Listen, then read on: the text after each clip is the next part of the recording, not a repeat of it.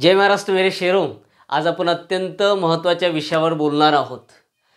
इतिहास, राज्यशास्त्र, चालू घडामोडी आणि सर्व विषय या एका टॉपिकमध्ये कव्हर होतील माझ्या माहितीप्रमाणे. हा टॉपिक आपल्या अभ्यासाच्या दृष्टिकोनातून जेवढा महत्त्वाचा आहे तेवढाच भारतामध्ये सद्यस्थितीत असलेल्या सर्व परिस्थितीशी रिलेट करणारा टॉपिक आहे.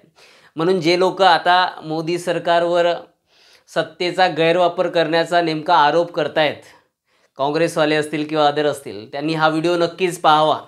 कारण सत्तेचा गैरवापर करण्याची सुरुवात खऱ्या अर्थाने कुठून झाली असेल तर ते तुम्हाला मी आज या व्हिडिओमध्ये सांगणार आहोत. इंदिरा गांधींनी आपल्या सत्तेचा वापर नेमका कसा केला, निवडणुकांमध्ये कशा पद्धतीने भ्रष्टाचार घडून आणला, अत्यंत महत्त्वाच्या गोष्टी ज्या तुम्ही कधीच ऐकल्या नसतील, इवन कुठल्या पुस्तकात वाचल्या नसतील, त्या सर्वच्या सर्व आज आपण पाहण्याचा प्रयत्न करणार आहोत. आता बरेच लोक म्हणतील की सर्वचे सर्व शिक्षक मोदी सरकारच्या विरोधी बोलतात आणि तुम्ही मोदी सरकारच्या सपोजमध्ये बोलत आहे. मुळातच नाही. आजचा टॉपिक तशा पद्धतीचा आहे. माझा काही कुठला पक्ष नाही आणि मी काही कुठल्या पक्षासाठी काम करत नाही आणि कुठल्या पक्षासाठी काम करणं मला चालणारसुद्धा नाही. बिकॉज कुठला पक्ष माझ्या घरी काही आणून देत नाही. माझ्या पोरीले सकाळ संध्याकाळ डायपर लागतात, कोणता काही पक्ष आणून देत नाही.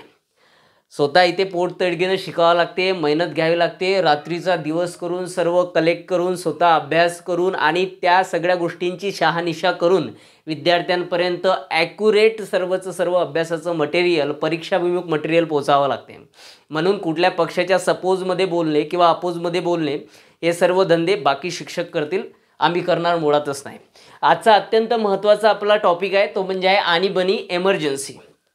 आणीबाणीचा आपण ज्यावेळेस विचार करतो त्यावेळेस आपल्या लक्षात येते की आणीबाणी ही भारतीय राज्यघटनेमध्ये आपण 1935चा जो ब्रिटिश भारत शासन कायदा होता त्यामधून घेतली. आता आणीबाणी नेमकी म्हणायची कशाला? आणीबाणी म्हणजे अशी परिस्थिती ज्या परिस्थितीमध्ये सरकारी यंत्रणा, शासकीय यंत्रणा चालवणे अवघड होऊन जाते. त्या यंत्रणा चालवण्यासाठी कुठेतरी भारतातील किंवा अदर ज्या कंट्रीजमध्ये आणीबाणी लावायची आहे किंवा एखाद्या राज्यात लावायची आहे तेथील लोकशाही काही काळासाठी धुळीत टाकावी लागते, पायाखाली दाबावं लागते आणि तिथे एक केंद्रित सत्ता चालवावी लागते. त्यालाच आणीबाणी असं म्हणावं. आता भारतीय राज्यघटनेमध्ये आणीबाणी दिलेली आहे. भारतीय राज्यघटनेच्या कलम 352 पासून तर ऑलमोस्ट कलम 360पर्यंत त्यामधलेही अदर काही उपकलम या सर्व गोष्टींमध्ये आपल्याला आणीबाणीची तरतूद दिलेली आहे. लक्षात घ्या. आणि आणीबाणी ह्या 3 प्रकारच्या असतात. National emergency, second is constitutional emergency आणि एक असते फायनान्शियल इमर्जन्सी, ज्यांना मराठीमध्ये आपण म्हणतोय. आपण मराठी इंग्रजी दोन्ही घेण्याचे प्रयत्न करू आलो कारण ज्या विद्यार्थ्यांना इंग्लिश मराठीमध्ये प्रॉब्लेम होतात, बरेच विद्यार्थी असतात ज्यांची अंडरस्टँडिंग पॉवर ही इंग्लिशमध्ये जास्त असते, त्या लोकांसाठी इंग्लिशसुद्धा सांगण्याचे प्रयत्न करतो.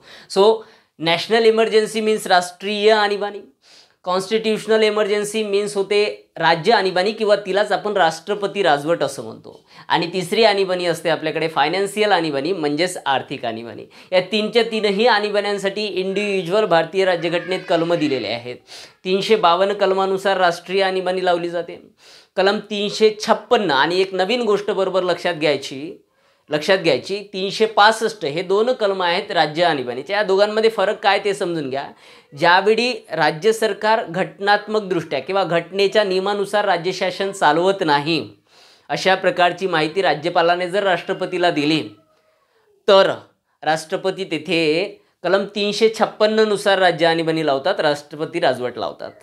आणि दुसऱ्या महत्त्वाची बाब अशी की केंद्राच्या संकेतानुसार, केंद्राने दिलेल्या महत्त्वाच्या सूचनांनुसार जर राज्यशासन चालत नसेल तर तिथे राष्ट्रपती राजवट लावली जाते, राज्य आणीबाणी लावली जाते. आणि त्यासाठी ती तरतूद जी आहे ती कलम 365 आहे. फक्त लक्षात घ्यायचं 356चं 365 करायचं आहे, 5 आणि 6 इकडे तिकडे करायचं आहे. पेपरमध्ये हे कन्फ्युजन करणारी बाब तुम्हाला मोठ्या प्रमाणात पेपरला विचारले जाईल. कॉन्स्टिट्यूशनल इमर्जन्सी जी आहे, जी राज्य आणीबाणी म्हणजेच राष्ट्रपती राजवट, ती 356 अँड सोबतच 365 नुसार सुद्धा लावली जाते. आणि तिसरी आणीबाणी कलम 360 नुसार फायनान्शियल म्हणजेच आर्थिक आणीबाणी. ओके, अशा पद्धतीने 3 प्रकारच्या आणीबाण्या आपल्या भारतीय राज्यघटनेमध्ये इन्क्लूड केलेल्या आहेत. आता या आणीबाणींच्याबद्दल समजून घेत असताना बरेच प्रश्न, वेगवेगळ्या प्रकारचे प्रश्न पेपरला येतात. यापैकी राष्ट्रीय आणीबाणी आतापर्यंत भारतात किती वेळेस लावण्यात आली, तर माझ्या माहितीप्रमाणे किंवा आपला जे काही इतिहास आहे त्याप्रमाणे राष्ट्रीय आणीबाणी भारतात आतापर्यंत जवळपास 3 वेळेस लावण्यात आली. त्यापैकी तिसरी ही जी होती ही खूपच विध्वंसक आणि खूप म्हणजे इथल्या लोकशाहीला काळीमा फासणारी बाब होती, इंदिरा गांधींच्या कालखंडात घडलेली. म्हणून मी तुम्हाला सांगितलं की जे लोक मोदी सरकारला आता दोष देतात त्या लोकांनी खऱ्या अर्थाने अभ्यास करणं गरजेचं आहे की याची सुरुवात नेमकी कुठून झाली, तर ते आज आपण समजून घेणार आहो. ओके, लक्षात घ्यायचं. तर नॅशनल एमर्जन्सी 3 वेळेस लागल्या आपल्या भारतामध्ये. केव्हा लागल्या शिकूच. कॉन्स्टिट्युशनल एमर्जन्सी जर आपण विचार केला म्हणजे राज्य आणीबाणीचा किंवा राष्ट्रपती राजवटचा विचार केला तर 100पेक्षा जास्त राष्ट्रपती राजवट भारतात लागलेले आहे. आकडा अत्यंत महत्त्वाचा कोणता, तर पहिली राज्य आणीबाणी कुठल्या राज्यात लागली, तर ती लागली 1951मध्ये, ज्यावेळी राजेंद्र प्रसाद राष्ट्रपती होते आणि प्रधानमंत्री पंडित जवाहरलाल नेहरू होते. आणि कुठे लागली, तर पंजाबमध्ये लागली. पहिली राज्य आणीबाणी कुठल्या राज्यात लागली, हा इंडिव्हिज्युअल क्वेश्चन येतो, तो कव्हर करून घ्यायचा. मी सर्व इंडिव्हिज्युअल क्वेश्चन्स डिपार्टमेंटल एक्झामसाठी पहिल्यांदा कव्हर करून घेऊन राहिलो, नंतर तुम्हाला MPSC UPSCकडे नेतो. ओके, लक्षात घ्यायचं. त्यानंतर महत्त्वाची गोष्ट क्लिअर झाली असेल. आणि फायनान्शियल आणीबाणीचा ज्यावेळेस आपण विचार करतो, आर्थिक आणीबाणीचा ज्यावेळेस आपण विचार करतो, त्यावेळेस आर्थिक आणीबाणी कलम 360 नुसार लावली जाते, जी आजपर्यंतही भारतात लावण्यात आली नाही. भारतात बऱ्याच वेळेस वाईस सिच्युएशन आल्या. आपल्या भारतातील आपला भारत आर्थिक डबघाईस चालला होता मोठ्या प्रमाणात. 1991ला असेल, त्यानंतर 1980चा कालखंड असेल, त्याच्या अगोदर 1966चा असेल, 62चा असेल युद्धजन्य कालखंड, 2008चा आलेले जागतिक महामंदी असेल, या प्रत्येक सिच्युएशनमध्ये आपण आर्थिक डबघाईस चाललो होतो. अशाच वेळेस खऱ्या अर्थाने राष्ट्रीय आणीबाणी लावली पाहिजे. परंतु भारतातील ज्या लोकांच्या हाती भारताची सत्ता होती, जे भारताला सांभाळत होते, त्या लोकांनी खूप हुशारीने आणि चांगल्या पद्धतीने सर्व गोष्टीला हँडल केलं. त्या कारणाने आर्थिक आणीबाणी आजपर्यंत सुद्धा भारतात लागलेली नाही. बेसिक कन्सेप्ट लक्षात आली असेल. आता कन्सेप्च्युअल गोष्टीकडे जाऊ थोडं, की आणीबाणी कुठली आणीबाणी असो, नॅशनल असो, कॉन्स्टिट्युशनल असो की फायनान्शियल असो. फायनान्शियल लागली नाही म्हणून फायनान्शियलच्या बद्दल बोलण्यात आपल्याला काही अर्थ राहणार नाही, परीक्षेमध्ये प्रश्न येणार नाही. कॉन्स्टिट्युशनल एमर्जन्सी अशा भरपूर लागल्या, एका राज्यापुरत्या मर्यादित असतात आणि राष्ट्रपती नेहमी घोषित करत असतात. पहिली लागली तेही तुम्हाला क्लिअर करून दिलं. शिकण्यासारखी बाब कुठली असेल तर ते आहे नॅशनल एमर्जन्सी म्हणजे राष्ट्रीय आणीबाणी. आता राष्ट्रीय आणीबाणीच्या बाबत समजून घेत असताना कुठलीही आणीबाणी म्हणा किंवा राष्ट्रीय आणीबाणी म्हणा, याची घोषणा नेमकी कोण करते, तर मी इथे लिहून ठेवलं. आता हे लिहून ठेवलं, हे माझ्यासाठी लिहून नाही ठेवलं, हे तुमच्यासाठी लिहून ठेवलं आहे, म्हणजे जेणेकरून तुम्ही नंतर याचा स्क्रीनशॉट काढू शकताल. कारण इथे लिहिलेल्या जेवढ्याही गोष्टी आहे ह्या एकत्र एका पुस्तकात एका ठिकाणी तुम्हाला कुठेच मिळणार नाही, जे खूप सारा मटेरियलचा अभ्यास करून तुमच्यापर्यंत पोहोचवल्या जात आहे. ओके, लक्षात घ्या. सो घोषणा कोण करते, आणीबाणीची नेमकी घोषणा कोण करते, तर आणीबाणीची घोषणा करण्याचा अधिकार राष्ट्रपतीला आहे, त्यांच्या व्यतिरिक्त कोणीच करत नाही. परंतु प्रश्न इथे असा निर्माण होतो की राष्ट्रपती स्वविकाधीन अधिकाराने आणीबाणीची घोषणा करतो की कुणाच्या तरी सल्ल्याने करतो. तर सर्वात महत्त्वाची बाब अशी की राष्ट्रपतीवर 72वी घटनादुरुस्ती इंदिरा गांधींनी घडून आणली. 42वी घटनादुरुस्ती 1976मध्ये इंदिरा गांधींनी ज्यावेळेस घडून आणली इमर्जन्सीच्या कालखंडात, तेव्हा त्या घटनादुरुस्तीत सर्वात महत्त्वाची घटनादुरुस्ती कुठली होती, तर ती होती की राष्ट्रपतीवर पंतप्रधान आणि मंत्रिमंडळाचा सल्ला बंधनकारक असेल अशी घटनादुरुस्ती होती. लक्षात घ्या. म्हणजे पुनर्विचारासाठी पाठवायची मुभा नव्हती राष्ट्रपतीकडे. त्यानंतर मग मोरारजी देसाई सरकार आलं. 42व्या घटनादुरुस्तीला खोडून टाकण्यासाठी त्यांनी 78मध्ये 44वी घटनादुरुस्ती केली. घ्या ना, याईनं हेच केलं आहे. याच्या चुका त्यानं दुरुस्त केल्या, त्याच्या चुका त्यानं दुरुस्त केल्या, चुका नसतील तरी दुरुस्त केल्या. आम्हाला वाटते काय मग आम्ही करतो, अशा प्रकारचे धंदे करत आले आहेत भारतातले राजकीय लोक. त्यामध्ये मरणं फक्त आपल्यासारख्या सामान्य लोकांचं झालं. मग मोरारजी देसाई आले आणि मोरारजी देसाईंनी 44वी घटनादुरुस्ती केली आणि 42व्या घटनादुरुस्तीनुसार जे बंधनकारकता लावली होती, पंतप्रधान आणि मंत्रिमंडळाचा सल्ला राष्ट्रपतीवर बंधनकारक, ते बंधनकारकता हटविली नाही. बघा, एकाच थालीचे चट्टेबट्टे आहेत सगळे. हे आपला विचार करणार नाहीत, कारण हा निर्णय, ही घटनादुरुस्ती त्यांच्या सरकारसाठी सुद्धा गरजेची होती, कारण राष्ट्रपती पुढे जाऊ नये म्हणून. मग थोडा बदल त्यांनी केला. कोणता बदल केला, तर आता राष्ट्रपती एक वेळा कुठलीही गोष्ट, कुठलाही सल्ला पंतप्रधान आणि मंत्रिमंडळाकडे पुनर्विचारासाठी पाठवू शकेल. परंतु एक वेळेस पुनर्विचार करून जर पंतप्रधानाने मंत्रिमंडळाने तो सल्ला परत पाठवला तर मग राष्ट्रपतीवर ते बंधनकारकच आहे, त्याला मान्यता देणे, अशा प्रकारची दुरुस्ती केली. इंदिरा गांधींनी सरळ म्हटलं होतं नाही, बंधनकारकता एकदम पुनर्विचारासाठी पाठवला जाणार नाही. आणि मोरारजी देसाई म्हणतात की एक वेळेस पुनर्विचारासाठी पाठवा, म्हणजे काही एवढा मोठा बदल केला नाही, लक्षात घ्या. म्हणून राष्ट्रपती राजवट किंवा राष्ट्रीय आणीबाणी किंवा फायनान्शियल इमर्जन्सी हे जेव्हा घोषित करतात तेव्हा ते कोणाच्या सल्ल्याने करतात? सोयविकादेने करत नाहीत. कोणाच्या सल्ल्याने करतात? तर राज्यपाल आणि प्रधानमंत्री आणि मंत्रिमंडळ. लक्षात घ्या. एक महत्त्वाची सिच्युएशन आहे की इंदिरा गांधींनी अशा प्रकारची सिच्युएशन निर्माण केली 1976 की राष्ट्रपतीला नवऱ्याप्रमाणे वागायला जाऊ लागलं आणि प्रधानमंत्री हा बायकोप्रमाणे वागायला लागला. मंत्रिमंडळ म्हणजे नवऱ्याचं सासू सासरे आणि सासरवडे. लक्षात घ्या. बरोबर, राष्ट्रपती कोणाच्या मर्जीने वागेल? तर बायकोच्याच मर्जीने वागणार आहे नवरा. आणि बायकोले सल्ला देणारे कोण होते? रिकामचोट तुम्हाला माहीत आहे, सासू सासरे. कोण आहेत? लक्षात घेण्यासारखी बाब आहे. मग याच्यानंतर काय झालं 1976 नंतर? तर भारताचे जे राष्ट्रपती होते त्यांना पंतप्रधानांचा सल्ला ऐकावाच लागत होता. महत्त्वाची बाब आहे. म्हणजे मी तर म्हणतो खऱ्या अर्थाने या भारतातल्या स्त्रियांचा उद्धार करायचा असेल काही वेगळ्या वेने की पुढे येण्यासाठी, नवऱ्याच्या पुढे जाण्यासाठी, फॅमिलीत फूट पाडण्यासाठी, भांडणं लावण्यासाठी ह्या स्त्रियांना कोणी मुभा दिली असेल, कोणी शिकवलं असेल तर ते इंदिरा गांधी होत. लक्षात घ्या. म्हणून मग या बायानं काय केलं पाहिजे? एक मस्त फ्रेम बनवून आणला पाहिजे इंदिरा गांधीचा. रोज त्याला ताजे ताजे फुलाचे हार घातले पाहिजे आणि आरती केली पाहिजे. लक्षात घ्या. कारण काय, राष्ट्रपतीवर यापूर्वी 42व्या घटनादुरुस्तीपूर्वी राष्ट्रपतीवर यांचा सल्ला बंधनकारक नव्हता. आपण 42वी घटनादुरुस्ती इंदिरा गांधींनी केली आणि बंधनकारक करून टाकला. म्हणजेच काय, तर नवरा बायकोच्या सल्ल्याच्या व्यतिरिक्त पुढे जाणार नाही. आता तेच होते. इवन 1976 अगोदरचा जर कालखंड आपण लक्षात घेतला तर बरेच असे उदाहरणं आपल्याकडे आहे की बायको कधीच नवऱ्याच्या पुढे जायचे नाही. डॉक्टर बाबासाहेब आंबेडकर एवढ्या कालखंडासाठी परदेशात राहिले, अभ्यास केला, पण त्यांच्या पत्नी रमाबाई आंबेडकरांनी तोंडातून शब्द नाही काढला, पुढे नाही गेल्या. मी येतो किंवा मी येते एकटी काय करणार आहे किंवा सोडून जाणे, अशा कुठल्याच सिच्युएशन घडल्या नाही. महात्मा ज्योतिबा फुलेंनी म्हटलं तसं सावित्रीबाईंनी केलं. असे भरपूर अगणित उदाहरणं आपल्याला आढळून येतील. पण 1976 नंतर इंदिरा गांधी मोठ्या प्रमाणात स्त्रिया माणसाच्या पुढे पुढे कळायला लागल्या आणि त्याचं सर्वश्रेय कोणाला जात असेल तर ते इंदिरा गांधीला जावं. लक्षात घ्या. ओके, समजून घेण्याचे प्रयत्न करा. अशा पद्धतीने घोषणा कोण करते आणि ते घोषणा स्वविकाधीन अधिकाराने करते की कोणाच्या सल्ल्याने करते, हे सर्व तुमचं क्लिअर झालं असेल. आगे जाएंगे. आता राष्ट्रीय आणीबाणी लावण्याचे नेमके कारण काय? मी तुम्हाला सांगितलं कॉन्स्टिट्युशनल इमर्जन्सी 100पेक्षा जास्त लागली, पहिली पंजाबमध्ये लागली, त्या कारण त्याबद्दल बोलण्यात आपल्याला काही अर्थ राहणार नाही. ओके, त्यानंतर फायनान्शियल इमर्जन्सी आजपर्यंत भारतात लागली नाही, त्या कारणाने त्याचा अभ्यास करणं गरजेचं नाही. महत्त्वाची बाब कोणची? तर राष्ट्रीय आणीबाणी. राष्ट्रीय आणीबाणीची वैशिष्ट्य किंवा राष्ट्रीय आणीबाणीची नेमकी कारणं काय असावे? तर भारतीय राज्यघटनेत सुरुवातीला प्रारंभीच्या काळात अशा प्रकारची तरतूद होती की भारतीय राज्यघटनेनुसार भारतात राष्ट्रीय आणीबाणी लावायची असेल तर 2 कारणासाठी लावल्या जाऊ शकते. एक म्हटलं तर युद्धजन्य परिस्थिती किंवा परकीय आक्रमण. लक्षात घ्या, मी जे शब्द सांगतो हे असेचे असे पेपरला येतील.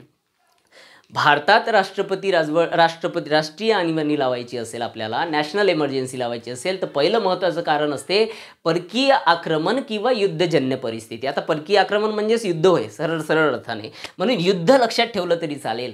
पहिलं कारण आहे युद्धजन्य परिस्थिती किंवा परकीय आक्रमण. या कालखंडात पंतप्रधानाने आणि मंत्रिमंडळाने जर राष्ट्रपतीला सल्ला दिला तर राष्ट्रपतीला राष्ट्रीय आणीबाणीची घोषणा करावी लागते. हे पहिलं कारण. दुसरं काय कारण असावं? दुसरं कारण सर्वात महत्त्वाचं, 2च कारण. दुसरं कारण काय असावं? तर मूळ राज्यघटनेमध्ये दुसरं कारण सांगितलं होतं अंतर्गत अशांतता. हा शब्द अत्यंत महत्त्वाचा आहे, अंतर्गत अशांतता. परंतु इंदिरा गांधींचं सरकार पडल्यावर 1978 44वी घटनादुरुस्ती मोरारजींनी केली आणि मोरारजींनी म्हटलं की इंदिरा गांधींनी याचा अर्थच वेगळा लावला बा, हे बाई काय विचार करीन सांगता येत नाही, म्हणून पहिले हा शब्द काढून टाका. म्हणून मग मोरारजी देसाईंनी 44वी घटनादुरुस्ती केली आणि 44व्या घटनादुरुस्तीनुसार अंतर्गत अशांतता हा शब्द काढून टाकला घटनेतून आणि त्याच्या ठिकाणी सशस्त्र बंड किंवा अंतर्गत बंड अशा प्रकारचा शब्दप्रयोग करण्यात आला. विचारलं जाईल 44वी घटनादुरुस्ती 1978. अंतर्गत अशांतता या ठिकाणी अंतर्गत बंड किंवा सशस्त्र बंड अशा प्रकारचा शब्दप्रयोग करण्यात आला. हे 2च कारणं असतात राष्ट्रीय आणीबाणी लागण्यासाठी. आतापर्यंत भारतात जवळपास 3 राष्ट्रीय आणीबाण्या लागल्या, मी तुम्हाला सांगितलंय. पहिल्या राष्ट्रीय आणीबाणीचा ज्यावेळेस आपण विचार करतो ती लागली 1962 आणि ती चालली 1968 कारण 1962 ते 68च्या दरम्यान आपलं 2 देशांबरोबर युद्ध झालं, एक पाकिस्तान आणि चीन. बरोबर, लक्षात घ्या. पहिलं झालं 1962 आपलं चीनसोबत. आता थोडक्यात जर इतिहास समजून घेतो म्हटलं तर लक्षात घ्या भारताचं चीनच्याबद्दल प्रेम उतू यायला लागलं होतं. पंडित नेहरू खूपच प्रेम करायचे चीनवर. म्हणजे भारतानं असं म्हणू की चीनला प्रपोजच केला होता जणू. खूपच प्रेम जळलं होतं. कोणावर? चीनवर. लक्षात घ्या, 1948ला युनोची ज्यावेळेस स्थापना झाली आणि 1949ला ज्यावेळेस त्या युनोचे स्थायी सदस्य निवडण्यात आले कुठले तरी 5, त्यावेळी सर्वात पहिलं आशिया खंडातील कोणता देश असेल ज्याला स्थायी सदस्यत्व मिळणार होतं तर तो होता भारत. सर्वात सुदैवाची बाब होती भारतासाठी. भारत हा सर्वात प्रभावी राष्ट्र होता त्यावेळी आशिया खंडातला. चीन आता पुढे आला, 15-20 वर्ष झाले. लक्षात घ्या, तत्पूर्वी आशिया खंडात ज्यावेळेस आपल्याला युनोमध्ये सदस्यत्व पाहिजे होता, कारण आपण संस्थापक राष्ट्र आहोत युनोचे, सो आपल्याला स्थायी सदस्यत्व मिळत होतं. पण पंडित जवाहरलाल नेहरू म्हणत भारताचं प्रेम उतू आलं होतं चीनच्या बाबतीत. काय म्हणे भारत म्हणे की हा आमच्या आशिया खंडातला सर्वात मोठा देश आहे, याला स्थायी सदस्यत्व द्या. मग तुझे एवढं प्रेम आलं होतं, तुला प्रपोजच करायचा होता तर तिथे काय गेला बा, एवढा मोठा एकट्यात करायला लागत होता. युनोमध्ये जाऊन करायचं काही काम होतं काय? काही घेणं देणं आहे का? काहीच नाही, फालतू प्रेम उतू आणणे. तरी बरेच लोक आपल्याला सांगत होते त्यावेळेस सुद्धा. रशिया आपला मोठा मित्र होता, तोही सांगत होता की हे जमणार नाही, बरोबर नाही भाऊ, तुला भारी पडेल बरं, चीनच्या नांदी लागू नको, ते काही बरोबर नाही, ते तुले खाऊन घेऊन घेईन भाऊ, तुले रिकामं करीन आणि चालली जाईन दुसऱ्यासोबत कोणासोबत. अशा प्रकारची सिच्युएशन सांगितली होती रशियानं, पण भारत काही ऐकायला तयार नव्हता. आणि झालं शेवटी तेच की 1949ला भारताने चीनला पाठिंबा दिला. चीन हा स्थायी सदस्य झाला युनोचा. लक्षात घ्या, त्यानंतर काय झालं तर भारताने जगासमोर पंचशील तत्वे ठेवली, ज्यापैकी सर्वात महत्त्वपूर्ण 2-3 तत्व अशी होती की कोणीच कोणाच्या जे काही बाँड्रीज आहेत किंवा आपले जे काही आपण म्हणू की सीमा आहे त्या सीमेमध्ये ढवळाढवळ करणार नाही किंवा सीमा उल्लंघन करणार नाही, आंतरराष्ट्रीय सीमेचं उल्लंघन केलं जाणार नाही, हे पहिलं तत्व होतं. दुसरं तत्व काय होतं तर कोणीच अंतर्गत मामल्यामध्ये कोणाच्या इंटरफेअर करणार नाही. हे 2 तरी तत्व लक्षात ठेवले तरी खूप आहे. आणि झालं असं की हे पंचशील तत्व ज्यावेळेस आपण मांडली युनोमध्ये, त्यावेळेस आपला पहिला पंचशील तत्वाचा पंचशील करार कुठल्या देशासोबत झाला असेल तर तो चीन आहे, 1954मध्ये झाला. आणि पंचशील तत्वात मी तुम्हाला सांगितली काय आहे, पण ते तत्वसुद्धा चीनने पाळली नाही, कारण चीनले वाटत होतं की हा लयच माझ्यावर प्रेम करते, मी काही केलं तरी काहीच म्हणत नाही. आणि 1962ला चीनने घुसखोरी केली, आपल्यावर आक्रमण केलं आणि जवळपास अरुणाचल प्रदेशातील 39,000 आकडे बरोबर लक्षात ठेवायचे, तुम्हाला मिळणार नाहीत पुस्तकात. 39,000 क्षेत्र अरुणाचल प्रदेशचं आजही त्यांच्या ताब्यात आहे. त्याचबरोबर जम्मू काश्मीरमधला अक्सली चीन असा एक प्रदेश आहे जो आजही चीनच्याच ताब्यात आहे. म्हणजे 1962च्या युद्धात आपला पराभव झाला चीनबरोबर. का? कारण आपलं प्रेम उतू येत होतं. म्हणून जास्त कोणावर प्रेम नाही केलं पाहिजे, मॅटपणा केला नाही पाहिजे, आगाऊपणा करायला नको. आपल्या गोष्टी आहेत त्या सांभाळून ठेवल्या पाहिजे. आपला मान सन्मान दुसऱ्याला देता कामा नये. आणि पंडित जवाहरलाल नेहरूंकडून हेच चूक झाली. आणि खऱ्या अर्थाने तुम्हाला सांगतो की तो माणूस असा होता की हे चूक त्या माणसाला कुठेतरी एक काय म्हणू त्याला आत्मपरीक्षण करायला लावणारी होती. मग 1962चं युद्ध झालं आणि 1962च्या युद्धात आपला पराभव झाला. पंडित जवाहरलाल नेहरू सर्व गोष्टींचा विचार करत असतील कदाचित की आपण एवढा मोठा सपोर्ट केला, युनोच्या स्थायी समितीचं स्थायी सदस्यत्व मिळवून दिलं, आपण सपोर्ट केला, आपल्यासोबत काय झालं. तसंच होते, आपण एखाद्याला कुठल्या गोष्टीतून बाहेर काढण्याचे प्रयत्न करत असू, आपण एखाद्याला अडचणीतून सावरण्याचे प्रयत्न करत असू तर तेच लोक आपल्या मागून येऊन आपल्या पाठीत खंजर खोपण्याचे प्रयत्न करतील, हे लक्षात घ्या. तसंच चीनने केलं, आपल्या पाठीत खंजर खोपण्याचं काम केलं, कारण आपणच त्यांना पुढे आणलं होतं युनोमध्ये. आणि त्याच लोकांना आपल्याला नंतर मग आपल्यावर युद्ध केलं, आक्रमण केलं आणि आपल्याला हरवलं, आपला कितीतरी प्रदेश घेऊन घेतला. म्हणून तेव्हापासून चीनवरचा पूर्णपणे विश्वास उडाला. पण पंडित जवाहरलाल नेहरूंनी या सगळ्या गोष्टीचा, त्या पराभवाचा धसका घेतला होता. त्यांना कुठेतरी अंदरूनच त्या सगळ्या गोष्टी खायला लागल्या होत्या. म्हणून 62चं युद्ध संपलं आणि 64मध्ये पंडित जवाहरलाल नेहरू यांचा मृत्यू झाला. धनधपड असलेला माणूस, कुठल्याच प्रकारचं जास्त वय झालं नव्हतं किंवा तब्येतही खराब नव्हती, तरीसुद्धा मृत्यू झाला. असे भरपूर रहस्यमय मृत्यू आहेत भारताच्या राजकीय इतिहासामध्ये जे आपल्याला आज पाहायचे आहेत. बरोबर लक्षात घ्या, समजून घेण्याचे प्रयत्न करा. पंडित जवाहरलाल नेहरूंचा मृत्यू झाला. पुढे पाऊच लक्षात घ्या. तर 64मध्ये पंडित जवाहरलालांचा मृत्यू आणि 62मध्ये त्याच वेळी पंडित जवाहरलाल नेहरू प्रधानमंत्री असताना पहिल्या राष्ट्रपती राष्ट्रीय आणीबाणीची घोषणा करण्यात आली 1962ला.